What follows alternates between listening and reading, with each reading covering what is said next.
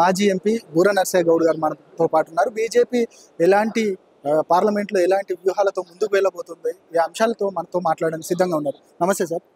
Sir ఏంటి sir మీ యొక్క వ్యూహాలు ఎట్లా ఉండబోతున్నాయి? పార్లమెంటు ఇక కొన్ని రోజులలోనే పార్లమెంట్ ఎన్నికలు రాబోతున్న నేపథ్యం కనబడతా ఉంది. ఎట్లా ఉండబోతుంది? నిజంగా చెప్పాలంటే మాకు త్రిశూల వ్యూహం ఉంటుంది. ఒకటి మోడీ గారు, రెండు మోడీ గారు దేశానికి చేసినటువంటి సేవ, డెవలప్మెంట్ అనుకోండి, దైవభక్తి అనుకోండి, ధర్మం అనుకోండి. మూడు, తెలంగాణ రాష్ట్రానికి మోడీ గారి ద్వారా గత 9 సంవత్సరాల్లో 9,36,000 కోట్లు ఈరోజు తెలంగాణ రాష్ట్రంలో మోరీ కట్టాలన్నా, సీసీ రోడ్లు వేయాలన్నా, జాతీయ రహదారులు వేయాలన్నా, పుట్టిన బిడ్డకు వ్యాక్సిన్ ఇవ్వాలన్నా, ఉచిత రేషన్ కావాలన్నా, మరుగుదొడ్డి కావాలన్నా, రైతుకు సబ్సిడీ ఎరువులు కావాలన్నా, కరెంటు కావాలన్నా, నీళ్లు కావాలన్నా ప్రతిదీ మోడీ గారు ఇస్తున్నారు. కాబట్టి ఈరోజు మోడీ గారి ఎలక్షన్లు, ఇది పార్లమెంట్ ఎలక్షన్ కాదు, ఇది మోడీ గారి ఎలక్షన్లలో సర్వం మోడీమయం. ప్రజలందరూ పార్టీలకు అతీతంగా మోడీ గారికి, గల్లీలో ఎవరున్నా ఢిల్లీలో మోడీ గారు ఉండాలనే సంకల్పత ఉన్నారు. కాబట్టి మేము మా అమిత్ షా గారు 10 సీట్లు అన్నాం. నా యొక్క రోజు ప్రజల యొక్క అభిమానం చూస్తుంటే 10 నుంచి 15 వరకు గెలిచినా ఆశ్చర్యపోవాల్సిన అవసరం లేదు. సార్ అంటే మీ వ్యక్తిగత విషయానికి వస్తే దాదాపు ఈ పార్టీలో జాయిన్ అయినప్పటి పెద్ద ఎత్తున పోరాటాలు చేశారు. ప్రభుత్వం చేస్తున్న ప్రజా వ్యతిరేక విధానాలపైన పెద్ద ఎత్తున పోరాటం చేశారు. ఖచ్చితంగా భువనగిరి పార్లమెంటు టికెట్ మీకే అంటూ కూడా ఇక ఆల్మోస్ట్ అందరూ అదే అనుకున్నారు. కానీ ఇప్పుడు ఒక కొత్త పేరు తెర మీదకి వచ్చింది అనేది ప్రచారం జరుగుతుంది. ఇక రాణి రుద్రమ్మ గారికి టికెట్ ఇవ్వబోతున్నారు అనేది, ఇదేమన్నా మీకున్న సమాచారం ఏమైనా ఉందా? చూడండి, బీజేపీలో ఎవరైనా ఆశించవచ్చు. అంతిమంగా పార్టీ ఏ నిర్ణయం తీసుకుంటే అది అమలవుతుంది. ఇప్పుడు కావాల్సింది పేర్లు కాదు కదా. ఈరోజు పార్టీ గెలవాలంటే మోడీ గారితో పాటు స్థానికంగా అభ్యర్థులు కూడా అవసరం. కాబట్టి అది పార్టీ నిర్ణయం తీసుకుంటుంది. అది నేను అనుకోవటం చర్చ అవసరం లేదు. ప్రతి నియోజకవర్గానికి సినిమా బాగుంటే పేర్లు ఎక్కువ వస్తాయి కదా. మోడీ గారు గెలుస్తారు, పార్లమెంటు మంచి పర్ఫార్మెన్స్ ఉండబోతుందని నమ్మకంతో అందరూ ఆశించడం తప్పలేదు కదా. మేము కర్మయోగి, so don't worry. Okay sir, అంటే ఒకవేళ మీకు టికెట్ ఇస్తే మీరు ఖచ్చితంగా పోటీ చేస్తారు, టికెట్ ఇవ్వకపోతే ఇచ్చిన వారికి మీరు సహకరించే ఆలోచన ఉందా? మీరు ఒకటి చెప్పండి, మీరు హైపోథెటికల్ క్వశ్చన్స్ వేస్తే హైపోథెటికల్ ఆన్సర్స్ ఉండవు కదా. మీరు అడిగిన ప్రశ్న ఉత్పన్నమే కాదు. ఒకవేళ ఉత్పన్నమైంది అనుకో, మనం చెప్పాను కదా కర్మయోగి. ఎప్పుడైనా కూడా మనకు, నేను పార్లమెంట్లో ఓడిపోవటం వల్ల ఈరోజు బీజేపీకి వచ్చాను. నేను అది అవకాశంగా భావిస్తున్నాను. వేరే వాళ్ళు దాన్ని అవరోధంగా భావించవచ్చు. నేను ఆ రోజు 5,000తో ఓడిపోకుంటే నేను ఈ డిసిషన్ తీసుకోకపోవచ్చు. సో ఎనీథింగ్ పాజిటివ్ ఉంటుంది. సార్ ఇంకొకటి ఏంటంటే కాంగ్రెస్ పార్టీకి అంటే చాలా దగ్గరగా మాట్లాడుతున్నారు. బయట ప్రచారం ఏం జరుగుతుందని అంటే బీఆర్ఎస్ వాళ్ళు చేస్తూ ఉన్నారు, కాంగ్రెస్ బీజేపీ ఒకటే అని.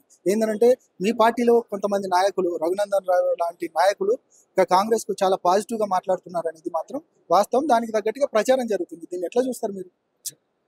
ఇవన్నీ మెంటల్ అలిగేషన్స్. మనకి కాంగ్రెస్కు బీజేపీకి ఏందని.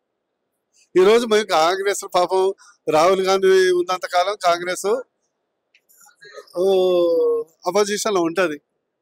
మోడీ గారు ఉన్నంతకాలం బీజేపీ 330-400 సీట్స్ వస్తుంది.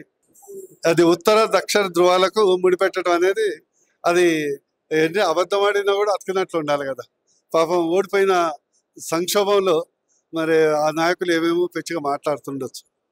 సార్ ఇంకా రాష్ట్రంలోనైతే బీఆర్ఎస్ అంటుంది ఖచ్చితంగా మేము అసెంబ్లీ ఎన్నికల్లో ఓడిపోయినప్పటికీ కూడా ప్రజలు పార్లమెంట్లో మమ్మల్ని ఆదరిస్తారు, ఖచ్చితంగా 15 సీట్లు మాకు ఇస్తారు అని బీఆర్ఎస్ వాళ్ళు చెప్తా ఉన్నారు. అదేవిధంగా కాంగ్రెస్ వాళ్ళు చెప్తా ఉన్నారు, ఇక దేశంలో రాహుల్ గాంధీ రాబోతున్నారు, ఇక్కడ మేము ఖచ్చితంగా 17 సీట్లలో 16 సీట్లు మావే అంటున్నారు.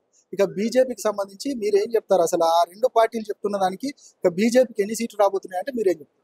నేను ఖచ్చితంగా 10+ అని చెప్తున్నా కదా. నేను 17 అని చెప్పట్లే కదా. 10+10 ఇప్పుడు టుడే మేబీ ఒక ట్రెండ్ సెట్ అయితే ఏదైతే 4-5 వీక్ కమ్మేమో. అంటే మోడీ గారు వీక్ కాదు, ఓటర్లు వీక్ కాదు, మాకు ఆర్గనైజేషన్ వీక్. అక్కడ పుంజుకుంటే అక్కడ కూడా గెలవచ్చు. ఇక పోతే 17కు 16 సారు కారు 16 ఢిల్లీలో సర్కారు అవన్నీ అయిపోయినాయి కదా. మరి బీఆర్ఎస్ తెలంగాణ రాష్ట్రంలో అనుకుంటున్నారా, భారతదేశంలో వస్తున్నారు? భారత రాష్ట్ర సమితి కదా. తెలంగాణలో 16 అనుకుంటున్నారా లేకుంటే భారతదేశంలో? ఒక క్లారిటీ అడగండి.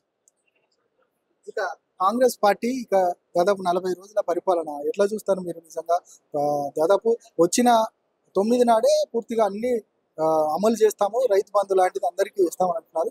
కానీ రైతులు మాత్రం చాలా మందికి ఇంకా రైతు బంధు ఖాతాలలో డబ్బులు పడలేవు అనేది మాత్రం ప్రచారం. దీన్ని ఎట్లా చూస్తారు మీరు అసలు? మీకు తెలంగాణ సామెత ఉంది కదా, మింగటానికి మెతకలేదు కానీ మీసాలకి సంపగిన ఉంది.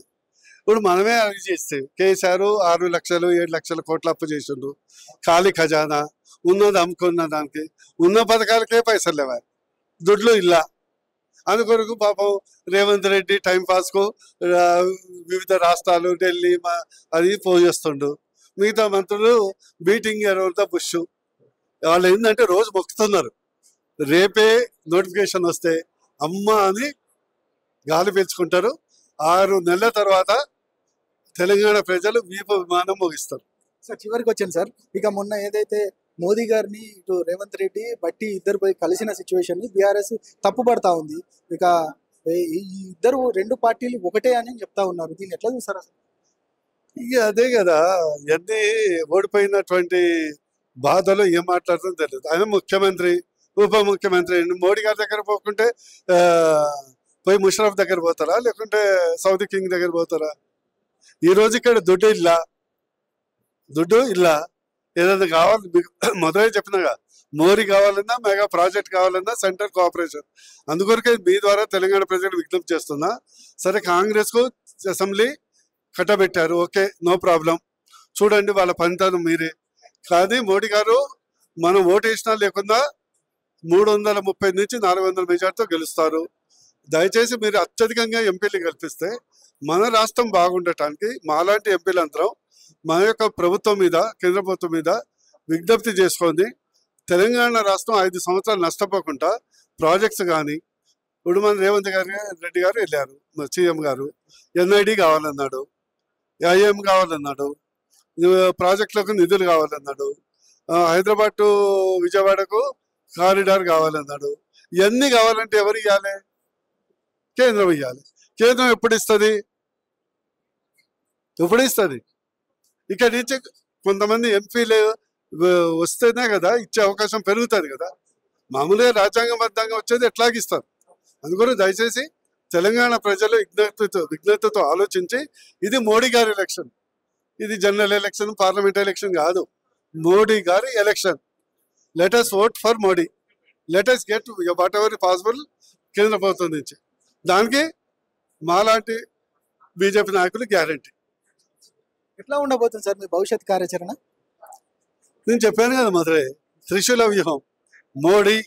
మోడీ దేశాన్ని చేసిన పనులు, మోడీ గారు తెలంగాణకి చేసినటువంటి అభివృద్ధి పనులు చాలు. ఇక దానికి తోడు మాకు రాముడి ఆశీస్సులు ఉండనే ఉండే. ఇప్పుడు రామ వర్సెస్ రావణ కూటమి యుద్ధం నడుస్తుంది. రామ వర్సెస్ రావణ మధ్యలోనే పార్లమెంట్ ఎలక్షన్ జరగబోతున్నాయి. అది ఒక అంశం, అది చిన్న అంశం. రాముడు అనేది ఒక మన పవిత్ర దేమ, అది రాజకీయాలకు ముడిపడ్డది కాదు. అది వీళ్ళు అనుకోదు, వీళ్ళు ఏమంటారు రాజకీయాల్లో హత్యలుండో ఆత్మహత్యలు అంటారు కదా, ఏందో బైకాట్ చేసి వీళ్ళు సాధించని అనుకున్నారు. ఈరోజు ముస్లింలు కూడా ఆహ్వానిస్తున్నారు, ముస్లింలు కూడా పార్టిసిపేట్ చేస్తున్నారు, క్రిస్టియన్స్ వాళ్ళందరూ ఇండియన్స్ కదా. Ram is for everybody. Hindus దర్గా పోరా, పీర్ల పండుగ హిందువులు ఊగరా?